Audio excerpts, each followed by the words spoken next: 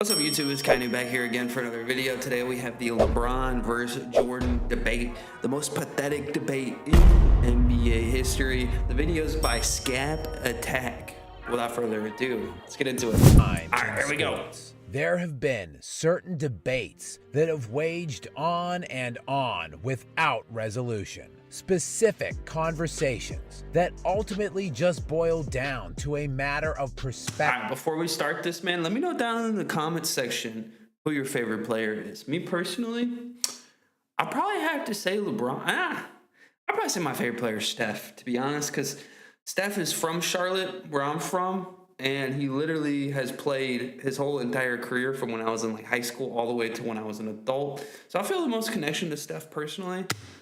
But I can get LeBron, but Jordan, in some whatever. Very rare instances, an elite force has risen to the forefront and distanced themselves from all other competition, ended all conversations or debates. And on June 14th, 1998, when Michael Jordan hit the shot over Brian Russell to secure his sixth and final championship with the Chicago Bulls, he also let rest his case as the all-time GOAT of basketball. While Jordan wasn't the greatest winner the sport has ever seen, while he might not have been the most individually, statistically dominant, and while his bulk statistical accumulation does not rise to the level of other all-time greats who played substantially longer than him, Jordan does represent the greatest total package in basketball history. And while other players have risen somewhat near his level in the time since he stepped away from the game, man. No one has been able to eclipse. I think that was the first, I know this is a Jordan versus LeBron video, but the Kobe death, man, I think that was the first death in my life of a major figure that I actually felt like I had physically had a bad day or emotionally had a bad day that day. It's crazy.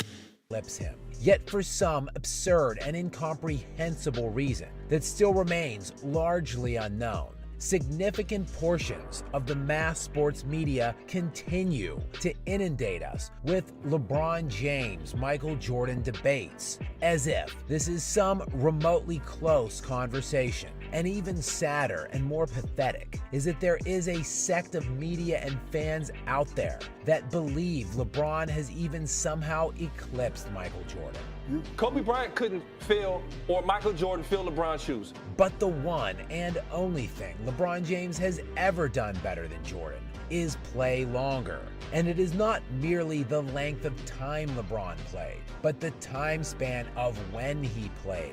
LeBron entered the league directly from high school and started accruing his all-important bulk statistics at just the age of 18. Jordan, meanwhile, played 3 years of college basketball, not entering the NBA until the age of 21. Jordan then famously retired at the age of just 30 to pursue a career in baseball, and that retirement lasted for almost 2 full years, as he would sit out the entire 93-94 year and return to the NBA with only 17 games remaining in the 1994-95 season.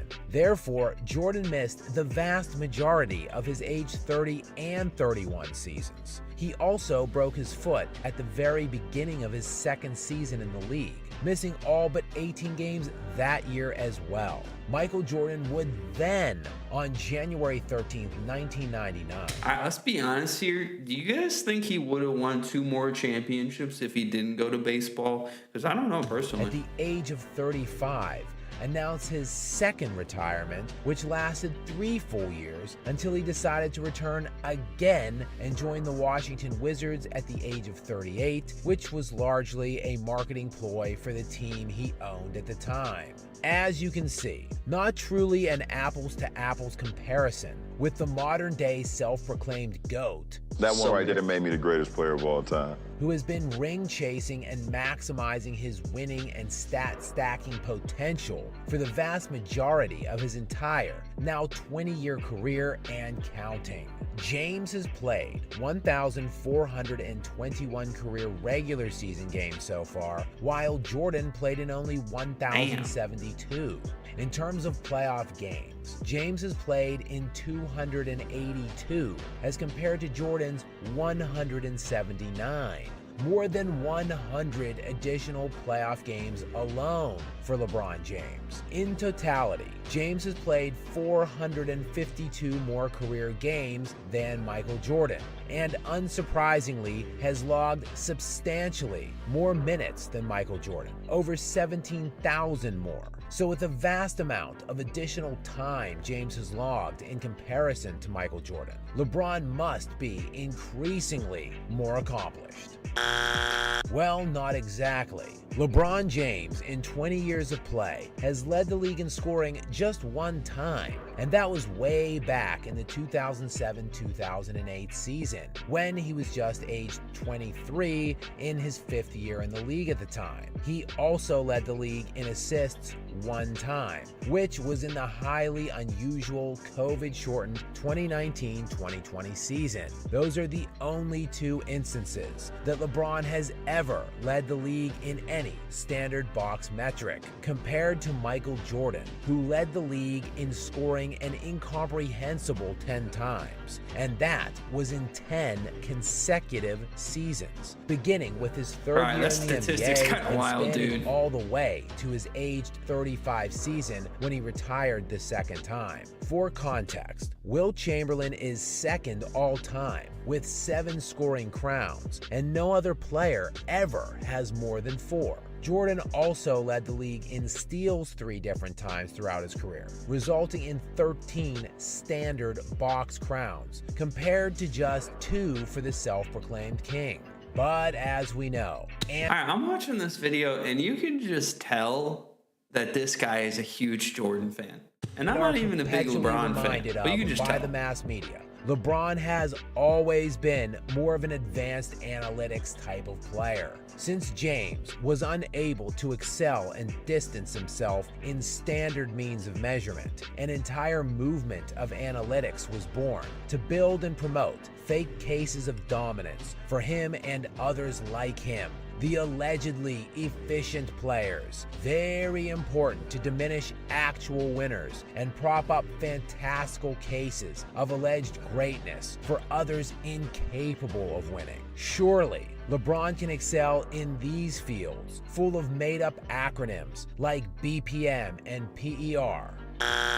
Well, no, not really. Despite playing all of the additional time and seasons, Jordan and LeBron each led the NBA 9 times in value over replacement, while Jordan gets the check mark in box plus minus, leading the league 9 times compared to LeBron's 7. In win share crowns, 9-5 against LeBron, and PER crowns, 7 total to 6 in favor of Jordan. In all, LeBron led the NBA 45 times in an advanced analytics field throughout his NBA career, compared to Jordan's 69 advanced crowns. This is really getting embarrassing now. But LeBron, the media darling, who was dubbed the Chosen One at just the age of 17 when he was still in high school, surely has more media bestowed awards than his airness. Wrong again. LeBron has won 4 league MVPs to Jordan's 5. Have I mentioned the 452 more games and 17,000 more minutes LeBron has played than Jordan? Just checking. Jordan also won a Defensive Player of the Year award, and he did that in the same season he led the league in scoring and won MVP. Does LeBron have a Defensive Player of the Year award, you might be wondering?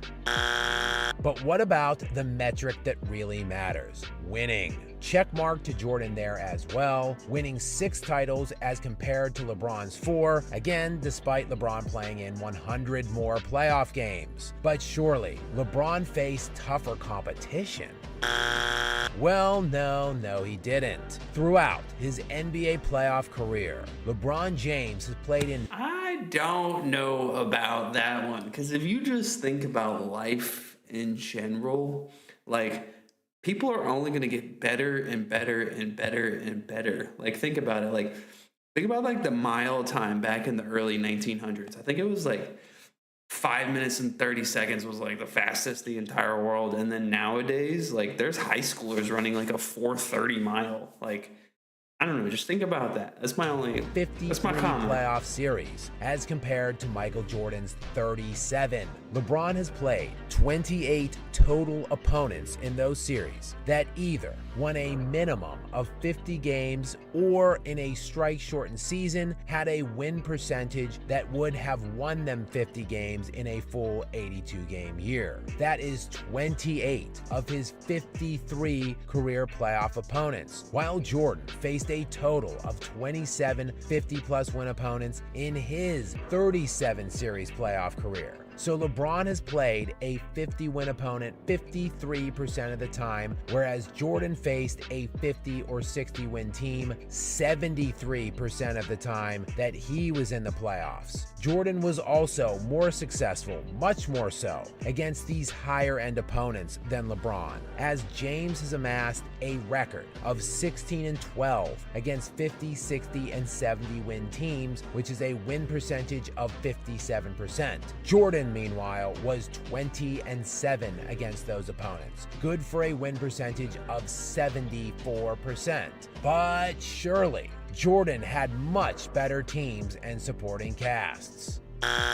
Not so fast. In all, during his 20-year career, James has played with 7 different players that made a combined 15 All-Star team selections while playing on a team alongside LeBron. Compare that to Jordan, who played with exactly 1 All-Star ever throughout his entire NBA career. Jordan played with only 1 other player in Scottie Pippen that ever made an All-Star game on a Michael Jordan-led team, and Pippen did it only 6 times. So Jordan played more difficult competition with worse supporting casts while playing drastically less time, and still won more than LeBron while producing a much higher level of individual dominance, both from a statistical and advanced standpoint. Yet and still, the cases continue to be built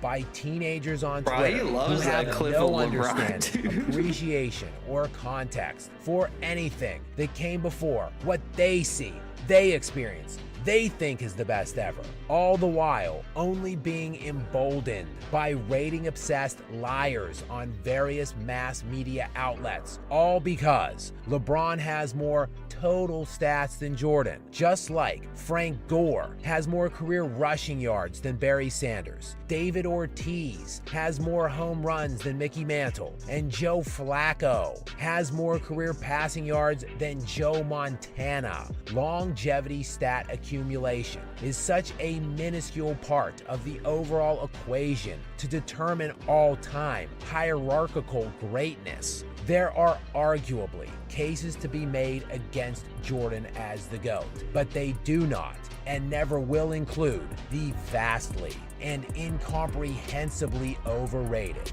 LeBron James. Damn, overrated. Jeez.